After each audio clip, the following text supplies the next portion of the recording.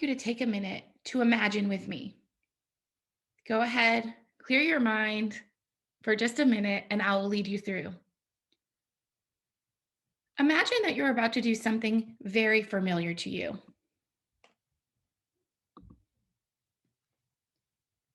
You're going to go for a drive, something that you've done hundreds or even thousands of times before.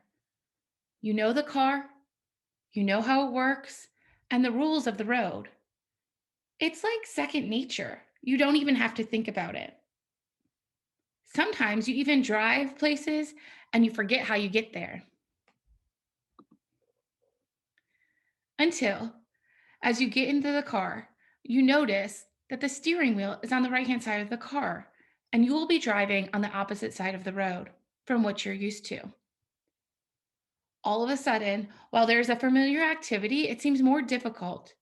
And now each step that you are taking needs to be thought through versus just being second nature. I wonder if this sounds familiar to you as an educator and similar to what you might be experiencing right now as a teacher. Like our driving scenario, moving to teach in a hybrid or remote setting has kind of started out a little bumpy. You might be looking around at all the other drivers and trying to learn from them, but each day it gets a little bit smoother. It's familiar, you're still teaching students, but it's also very different. You still know the end goal. Just like getting into the car to drive, you still know where you need to drive to. You still know the end goal of teaching your students. However, there's a reorientation to some of your tools. Even some that are familiar, you might be using in a new way or more frequently within your teaching, which can lead to everything seeming new again. This framework of instructional design principles for remote teaching and learning from DPI and the Friday Institute are familiar teaching practices that we have always known, yet we are now thinking about them in a new way, just like driving on the other side of the road. This framework helps us to think about some of the highest leverage areas to focus in on as we're teaching and learning in flexible environments. We started taking a look at this framework during the August 6th and 7th professional learning days. There is a link to that below in case you'd like to reference it or go back to review. August seems like such a long time ago. So let's grab the keys, jump in the car, and start in on exploring the learning targets for our time together today. We'll break up our learning in the following sections where you will explore the overall why, how, and what we're learning about today, engage in some new learning that's aligned to our outcomes, practice, discuss, and collaborate within your specific content areas, think about and apply your next steps, and then evaluate and measure your progress towards the learning targets.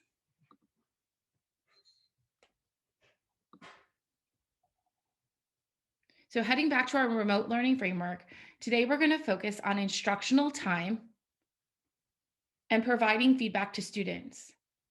Specifically, our learning targets are to define learner agency and consider the shift from teacher to student-centered instruction by determining strategies for intentional use of synchronous and asynchronous learning time and exploring methods for providing teacher to student or student to student feedback in order to engage students in their learning.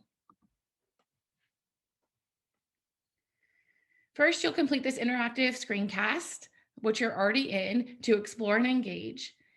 And then right after this video ends, you will click on your content specific area button on Canvas to dive into deeper learning around your specific content area.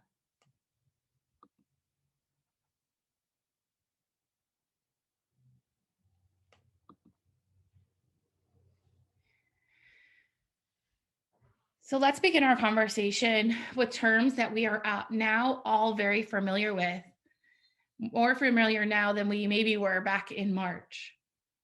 Synchronous learning and asynchronous learning. As we think about finding the balance of these times, it doesn't always mean equal time. It doesn't mean that we have to have the same amount of time for synchronous and the same amount of time for asynchronous, but it really means beginning to explore Which learning activities and experiences would be best for each type of these modalities?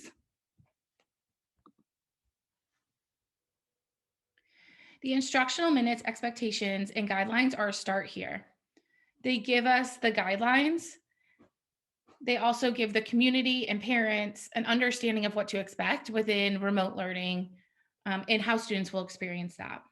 However, as a teacher, we know that we have to take this a step further and really consider which parts of the lesson and materials are best taught during those live sessions or during on your own. How are we going to make the most of the time that we have? And how can we design the instruction to meet the needs of our students? You have likely already been experimenting and working on this for your students already.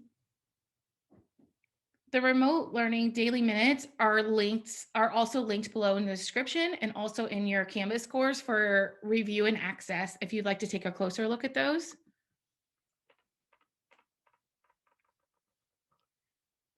The benefits of synchronous or live time with students is that they can interact with you, ask each other questions, build community, or collaborate over time.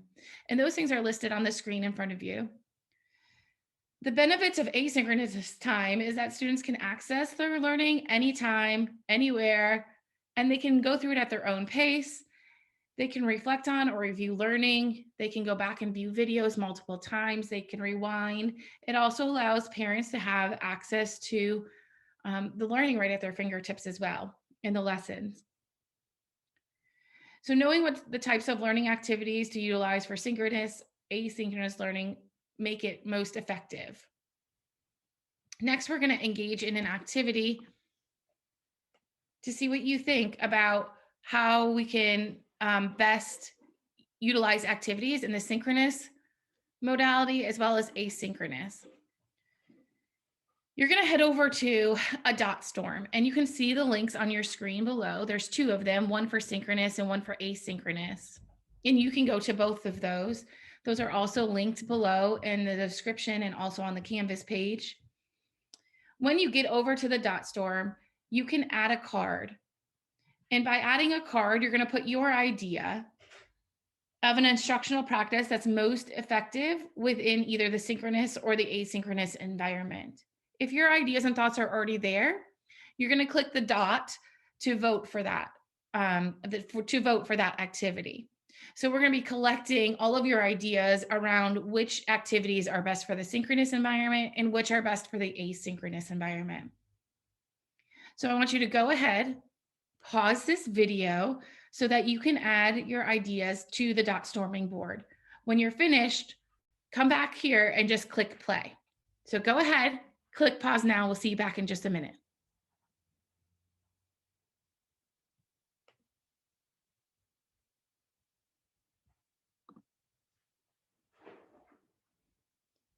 Great job. Welcome back.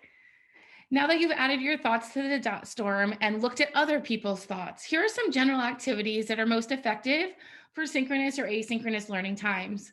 So under synchronous, we've got things like discussions, debates, guided practices, peer teaching and peer feedback, small group projects, interventions, one-on-one interventions. And then under asynchronous, we have things like direct instruction, core instruction, concept review, independent practice, time to apply your learning, and also feedback. So you may have noticed that one of the activities that was listed under both synchronous and asynchronous is feedback. This is also a practice that we have done as teachers many times before. However, now we are driving on the other side of the road and we need to rethink how to provide feedback to students remotely and with the new lens of our instructional time. Feedback is one of the most important tools for student success. Through feedback, allows for reflective growth and can help students know what they need to focus on in their learning in contrast to just a grade. In remote and hybrid learning, feedback is an engagement strategy and tool to involve students in their learning and progression towards mastery of standards. It is even more important in a flexible environment to be really intentional about your feedback for students. The normal cues, body language, and informal feedback that we provide students when we're in person is not necessarily present in the remote learning environment. So we really need to be intentional about making space to let students know how they're doing, how they're progressing, and where they are towards the overall learning target. So let's take a look at some strategies. So some general best practices when providing feedback to students is that it's timely, personal, and ongoing. These again are not new concepts when providing feedback to students, but let's look at them a little closer within a remote or a flexible environment. Timely feedback is particularly important in the remote setting for our students to know if they're on track with learning, and even just to let them know that you've received their assignment, that they have everything handed in that they're supposed to have, and everything in that they've attended everything they're supposed to attend. But it's really important that we respond to students in a timely manner, um, because they don't see you face to face every single day. That it's personal. This is a great way to make a connection with our students in remote learning where we're missing that face to face time with our students. Did you know that you can leave feedback to students right on Canvas using the video feature? So they can see your face, they can see your expressions, and it provides that connection that sometimes gets lost through written feedback or misinterpretation that can happen through written feedback. Using the videos within Canvas, right, and SpeedGrader to give feedback is a really great strategy with remote or hybrid learning. Also, ongoing, a loop of feedback as students are working towards mastery of a standard. This type of feedback can show up in different ways. It could be student to teacher, peer feedback, it can be informal feedback. During a synchronous session, it can be more formal. It could be one-on-one feedback, group feedback. There's lots of ways to provide information to your students to let them know how they're progressing. And just this, the main point here is that it continues to be ongoing and it doesn't just happen once in a while for our students. So when you provide students feedback, I would think about enjoying a pip sandwich. That's what they call this strategy, is a pip sandwich when you meet with a student. So providing students with a positive, a strength of their work, giving them some specific targeted feedback as an area for improvement, following back up with something else that's positive beyond just the grade, but something else that's positive for for the student to hang on to. And then the connect part, if you're meeting with a student one-on-one, you can always allow them time to ask questions or ask them how this feedback is going to make them feel or impact their work to involve them more ownership within the feedback that you're providing them. So this is a good framework when you're providing anybody feedback, is to always have this in your mind, is to make that pip sandwich. Where can we find the time to provide this type of meaningful feedback to students? I know that one of the first things that pops into my mind when I'm thinking about providing students feedback is, how do I find time to make this happen? I thought of, sometimes when I think of providing feedback, I think about working at home for long hours, providing notes and written feedback on student assignments and writing that they've submitted, and taking hours outside of the school day to make sure that we're providing that feedback on student work. But I want us to take time today in this session and also in the follow-up within your content area to really look at some options for providing feedback that we know is going to be specific for our students, timely, and ongoing in ways that don't take up hours of our own personal time. So some high level strategies or thoughts around that is that it can take place in the moment during synchronous learning. So when your students are in breakout rooms, popping into breakout rooms and providing feedback on that group discussion and the group work that students are on. Also during your synchronous session, using the private chat within Zoom to message students and let them know if they're on track, they're off track, ask them some additional probing questions using the private chat option as well. Protocols for students to provide feedback to each other, to use those either in synchronous sessions or asynchronous sessions. And that allows for the students to do the work of providing some of the feedback and not just you as the teacher. Using those video feedback tools within Canvas, providing simple rubrics for students to self-assess. So being really clear about what the end target or goals are for students, and then letting them assess themselves against that. And setting up discussion boards. This allows teachers to go in and provide responses, other students to go and respond to each other, and provide feedback around the thinking. Again, we're going to dive into some really specific examples within some lessons that you have coming up in Canvas in the next part of this session. There are some technology tools that we can use to help us with providing feedback in this flexible environment. I'm going to pull out some of the tools that are listed right in our Synchronous Learning Playbook. The playbook is listed below in case you want to look at it, and they are all listed under the Tools section. So some free feedback tools that you could use. I'm going to start with one that is embedded in what we're doing every day already, and that is Canvas. So if you want to stay in the LMS to provide feedback of Canvas, this way parents have access to feedback. It's all in one place for students.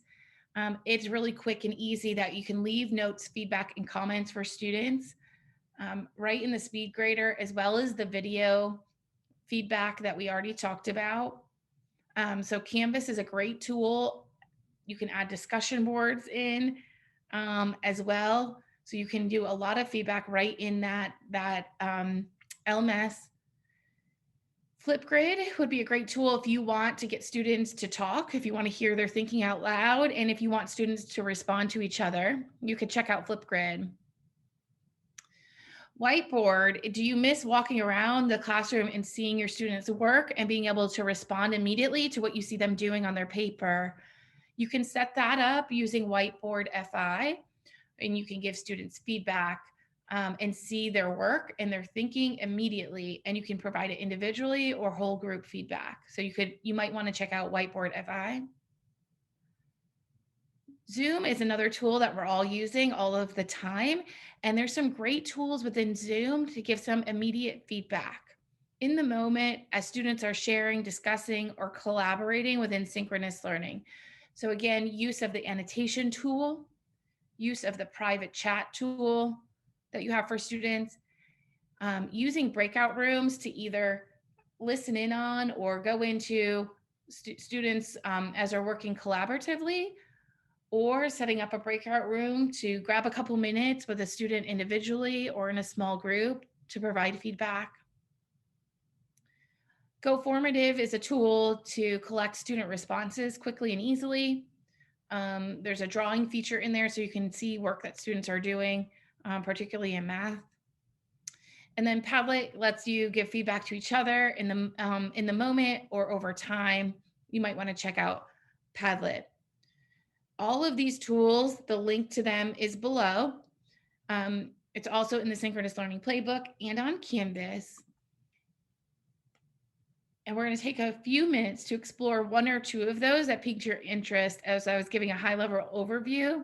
Take a couple minutes to review a tool or two and use the Padlet that's linked here to document how you would use that tool to provide student or teacher's feedback. So click on the Padlet. It's broken up by those tools that are listed above, and provide your ideas around how you would give feedback. You're going to pause the video again for a few minutes and then come on back. So go ahead, pause the video, pick your tool of choice, and then come on back to us.